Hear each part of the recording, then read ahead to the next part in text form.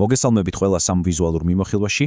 წარმოუდგენლად მიხარია, რომ დღეს აქ ხართ, რადგან ჩვენ ძალიან საინტერესო და ხშირ შემთხვევაში სრულიად არასწორად გაგებულ თემას უნდა ჩაუღრმავდეთ. ჩვენ ვისაუბრებთ ჩვენი ორგანიზმის მთავარ ფილტრზე, ღვიძლზე. კერძოდ კი, განვიხილავთ წყაროს მართლაც თამამტკიცებულებებს იმის შესახებ, თუ როგორ შეგვიძლია შევაბრუნოთ ცხიმოვანი ღვიძლის პროცესი და რომელია ის იდეალური საკვები, რომელიც ამაში დაგვეხმარება. მოემზადეთ, რადგან ზოგიერთი ფაქტი, რომელსაც დღეს მოისმენთ, სრულიად შეცვლის თქვენ წარმოდგენას ჯანსაღკვებაზე. კარგით, მოდით პირდაპირ ჩაუღრმავდეთ ამას. ისტორიულად, როცა ვინმე ღვიძლის დაავადებას ახსენებდა, პირველი რაც თავში მოგვდიოდა რა იყო, რა თქმა უნდა, ალკოჰოლი. ეს იყო მთავარი დამნაშავე. მაგრამ იცით რა, დღეს სურათი რადიკალურად შეიცვალა. ალკოჰოლი აღარ არის ცხიმოვანი ღვიძლის ერთადერთი ან თუნდაც მთავარი გამომწვევი. ჩვენ წინაშია სრულიად ახალი, ბევრად უფრო ფარული მტერი, მეტაბოლური სინდრომი. ეს არის მდგომარეობა, რომელიც არა მხოლოდ ღვიძლს ანგრევს, არამედ პირდაპირ გზას ხსნის მეორე ტიპის დიაბეტისკენ, სიმსუქნისა და მაღალი წნევისკენ. წარმოიდგინეთ, ეს არის თანამედროვეობის უჩინარი ეპიდემია. ნაწილი პირველი. ცხიმოვანი ღვიძლის ფარული ეპიდემია და უგულებელყოფილი სიმპტომები. წყარო გვიხსნის, რომ სამედიცინო დაწესებულებები ხშირად არქმევენ ამას სხვადასხვა რთულ სახელებს და ფოკუსირდებიან ცალკეულ რისკ ფაქტორებზე, რაც ფაქტობრივად ფარავს დაავადების ნამდვილ მიზეზს. და რა ხდება ამ დროს ჩვენს ორგანიზმში? ხშირად გაიგონებთ, რომ ცხიმოვან ღვიძლს სიმპტომები არ აქვს. თუმცა, წყარო გამოყოფს რამდენიმე ძალიან სპეციფიკურ ნიშანს. გაქვთ აუხსნელი ქრონიკული დაღლილობა? ან იქნებ უცნაური დისკომფორტის შეგრძნება მუცლის ზედა მარჯვენა ნაწილში? სხვა ნიშნებია კანის მსუბუქი გაყვითლება, ტერფების წვის ან ქავილის შეგრძნება და გამოკვეთილი დიდი მუცელი. იცით ეს რას ნიშნავს? ღვიძლში იმდენი ცხიმი დაგროვდა, რომ უბრალოდ ვეღარ იტევს და ისე გადმოდის გარშემო ორგანოებში, როგორც წყალი ავსებული ჭიქიდან. ბევრი ადამიანი ისე ცხოვრობს, არც კი იცის, რომ მათი ღვიძლი ფაქტობრივად შველას ითხოვს. ნაწილი მეორე, კვამლი ნამდვილი ხანძრის ნაცვლად. მაშ რატომ ვერ ვუმკლავდებით ამ პრობლემას? ავტორის აზრით, ჩვენ სრულიად არასწორ კვალს მივყვებით. და ეს ციტატა ბრწყინვალე დასახავს იმას, რისი თქმაც ავტორს სურს. აი დაფიქრდით. წარმოიდგინეთ, სახლში ხანძარია, კვამლის დეტექტორი კი განგაშს ტეხს. თქვენ რას აკეთებთ?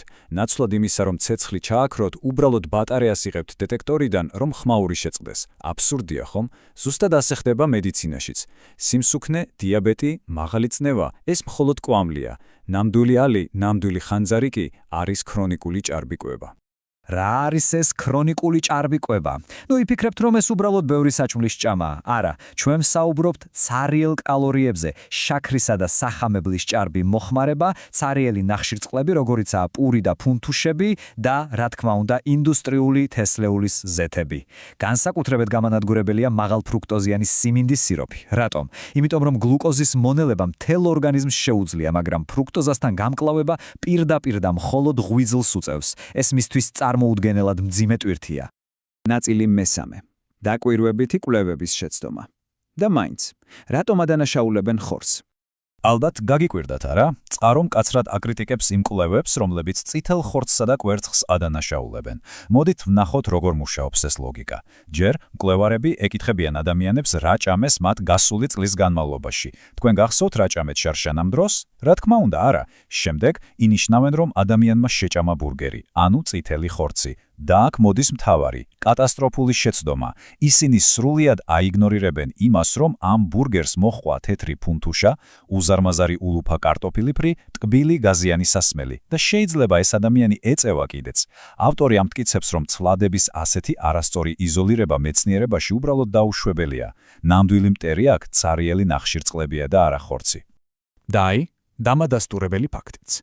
მონაცემები აჩვენებს, რომ თუ ამ ცარიელ ნახშირწყლებს რაციონიდან ამოვიღებთ და დაბალ ნახშირწყლოვან კეტოგენურ კვებაზე გადავალთ, ღვიძლში არსებული ცხიმის ზუსტად 40% შეიძლება გაქრეს სულ რაღაც რამდენიმე კვირაში. უბრალოდ დაფიქრდით ამაზე. ნახევარი. ეს აჩვენებს, თუ რამხელა რეგენერაციის უნარი აქვს ჩვენს ორგანიზმს, თუ მას სწორ პირობებს შევქმნით. ნაწილი მეოთხე. საუკეთესო პროდუქტები ღვიძლისთვის.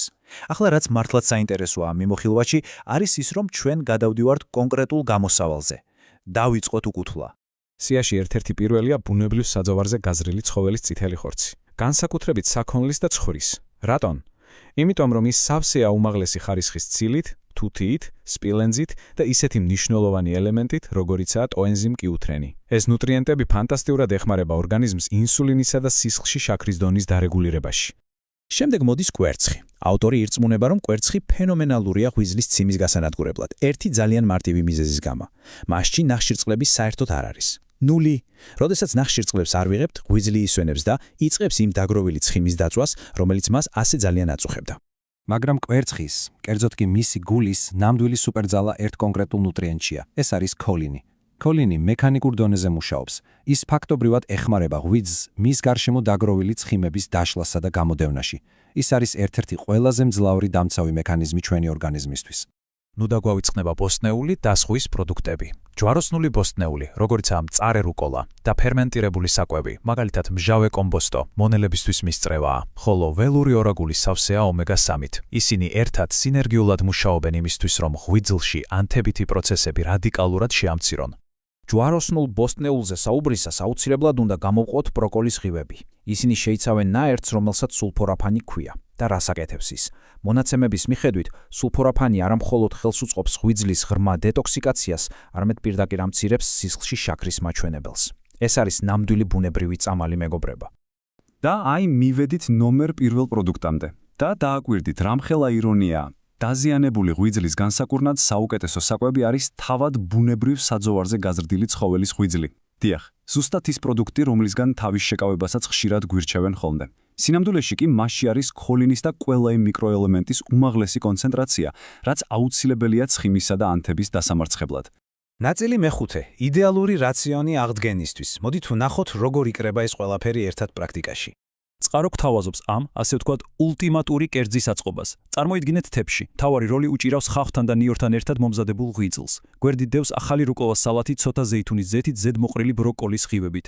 იქვეა ცოტაოდენი მჟავე კომბოსტო მიკროფლორისთვის და სრულყოფილებისთვის ზემოდან დაადეთ ერთი კვერცხი. ბამ! ეს არ არის უბრალოდ სადილი. ეს არის ნუტრიენტების ნამდვილი ბომბი, რომელიც პირდაპირ თქვენი ღვიძლის გაჯანსაღებას ემსახურება. ასე რომ, ჩვენ უკვე ვიცით, რომ პრობლემა არ არის ხორცი ან ცხიმი. ნამდვილი დამნაშავე, ნამდვილი ალი არის ცარიელი ნახშირწყლები და შაქარი, რომელიც ანგრევს ჩვენს მეტაბოლიზმს. ჩვენ გვაქვს ცოდნა, რომ ვებრძოლოთ მიზეზს და არა მხოლოდ სიმპტომებს. ახლა კი გადამკვეთი მომენტია. რა იქნება თქვენი პირველი ნაბიჯი დღეს? შეცვლით თქვენ საუზმეს, დაამატებთ მეტ ჯვაროსნულ ბოსტნეულს, არჩევანი თქვენზეა. უღრმესი მადლობა, რომ მიყურებდით. იმედია ეს ანალიზი დაგეხმარებათ საუკეთესო გადაწყვეტილებების მიღებაში. ჯანმრთელობას კი სურვებთ მომავალ შეხვედრამდე.